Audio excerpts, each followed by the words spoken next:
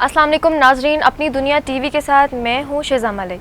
तुर्की और अमेरिका के ताल्लुकात की भी एक अपनी ही हिस्ट्री है। नाजरीन, सल्तनत उस्मानिया के ख़ात्मे के बाद से सल्तनत तुर्क के मर्ज़ वजूद में आने के बाद से अब तक बहुत सी तब्दीलियां देखने को मिलती हैं। तुर्क वज़ीर दाखिला ने अमेरिका पर इल्ज़ाम आयद किया है कि 2016 में होने वाली नाकाम फ़ौजी बगावत के पीछे उसका हाथ था।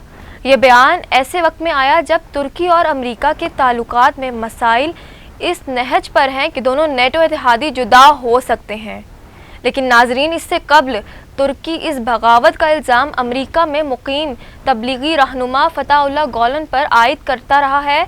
ताहम जुमेरात को तुर्क वज़ीर ख़ारजा ने इसका इल्ज़ाम बराह रास्त अमेरिका पर आयद किया, जो इसका नेटो इत्तेहादी है। तुर्की में नाकाम बगावत में मुलव्विस फ़ौजियों को अदालत में पेश किया जा रहा है। 2016 में 15 जुलाई को सदर तैयब एर्दोगान की हुकूमत ख़त्म होने की कोशिश में 250 से ज़ायद अफराद हलाक हो गए थे, जबकि कुछ फ़ौजी कमांडर्स ने जंगी तैयारों, हेलीकॉप्टर्स, टैंकों और कुछ रियासती अदारों पर कब्जा कर लिया था। अनकरा इससे कबल इस बगावत का इल्ज़ाम सदर एर्दोगान के साबिक इत्तेहादी गोलन पर लगाता रहा है, जो इस वक्त अमरीकी रियासत पेंसिल्वेनिया में रिहाइश पजीर हैं। ताहम फताहुल्लाह गुलन इस इल्ज़ाम की तरदीद करते हैं। तुर्की के वज़ीर ख़ारजा ने कहा है कि अमरीका ने इस बगावत की मनसूबाबंदी की, जबकि गोलन के नेटवर्क ने इस पर अमल किया।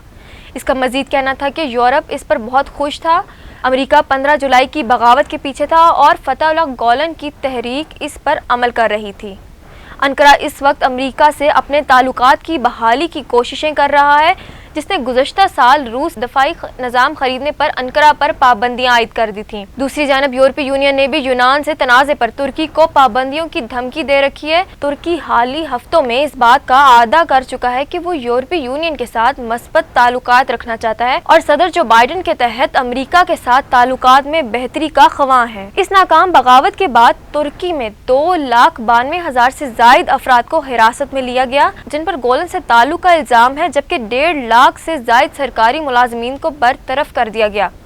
इसी तरह मीडिया के सैकड़ों इदारे भी बंद कर दिए गए, जबकि दर्जनों कानून साज इस वक्त ज़ेरे हिरासत हैं।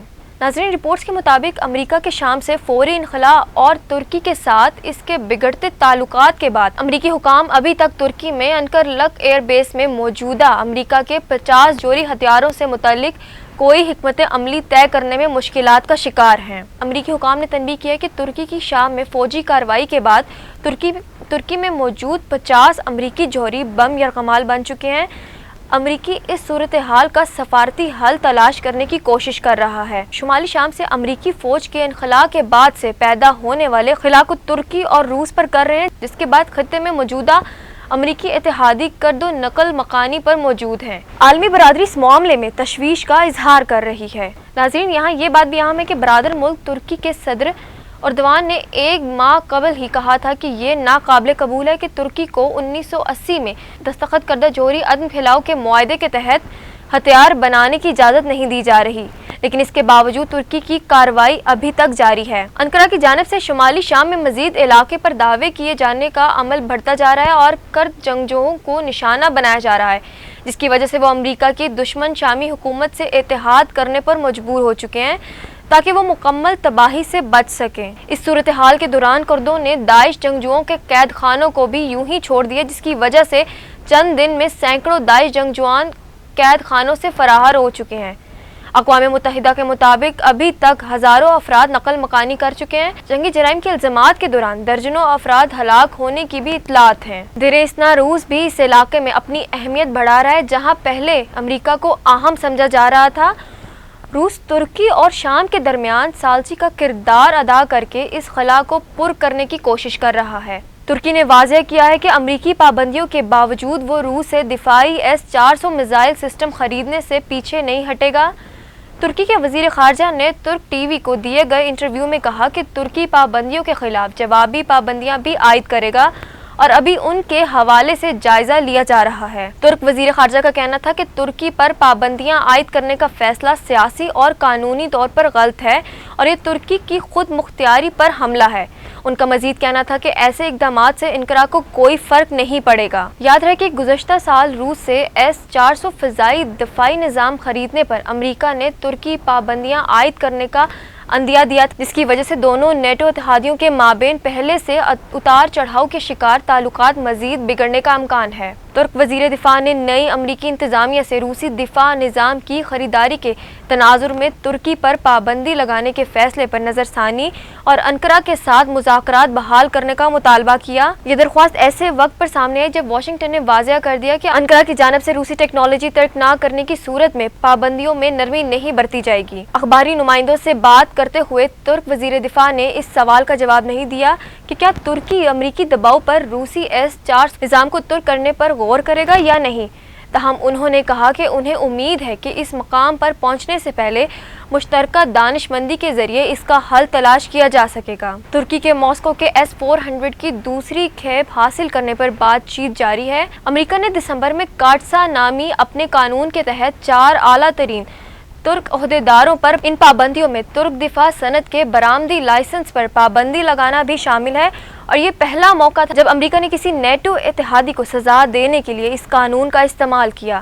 F-35 اسٹیلتھ جیٹ طیاروں کی فروخت بھی روک دی گئی تھی کیونکہ واشنگٹن کو خدشہ ہے کہ روسی ٹیکنالوجی ان کے لڑاکا طیاروں کی سیکیورٹی کو خطرے میں ڈال دے گی۔ ان پابندیوں کے باعث واشنگٹن اور انقرہ کے مابین اختلافات خلیج مزید وسیع ہو جن کے درمیان تعلقات شام اور دیگر مقامات پر ترکی کی فوج کارروائیوں سمیت متعدد معاملات پر پہلے ہی تنازعات کا شکار تھے۔ انہوں نے تعلقات میں اس تعطل کو دور کرنے کے لیے امریکہ میں آنے والی نئی انتظامیہ کو ترکی کے ساتھ مذاکرات بحال کرنے کی تجویز پیش کی۔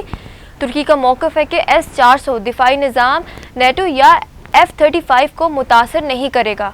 انہوں نے کہا کہ ہم کہہ رہے ہیں کہ اس طرح تعلقات کو توڑا نہیں جا سکتا، آئیں بیٹھ کر بات کریں اور اس کا کوئی حل تلاش کریں۔ ناظرین، دوسری جانب امریکی حکام نے F-35 پروگرام میں دوبارہ شمولیت اور S-400 نظام کے خطرات کے حوالے سے ترکی کے ساتھ تبادلہ خیال کے امکان کو مسترد کر دیا ہے۔ امریکی حکام نے یہ بھی کہا ہے کہ جب تک ترکی کی سرزمین پر روسی دفاعی نظام موجود ہے، یہ پابندیاں نہیں اٹھائی جا سکتی۔ ترک وزیر دفاع نے مزید کہا کہ نیٹو کے کسی اتحادی نے ترکی کو سازگار شرائط پر دفاعی نظام فروخت کرنے کی پیش نہیں کی، جس کے بعد ترکی کے پاس روسی دفاعی نظام حاصل کرنے کے صرف کوئی چارہ نہیں بچا تھا۔ یہ پوچھے جانے پر کہ کیا ترکی امریکی لڑاکا طیارہ کے پروگرام سے ہٹائے جانے کے بعد روسی ساختہ جیٹ طیاروں کی خریداری پر غور کر رہا ہے، انہوں نے کہا کہ ترکی F-35 پر پروگرام میں واپس جانا چاہتا ہے اور ساتھ ہی اپنا قومی لڑاکا جیٹ پروگرام تشکیل اور اپنے بیڑے میں شامل F-16 طیاروں کو جدید بنانا چاہتا ہے۔ انہوں نے یہ بھی کہا کہ ہم نیٹو کا حصہ ہیں اور ہم یورپی یونین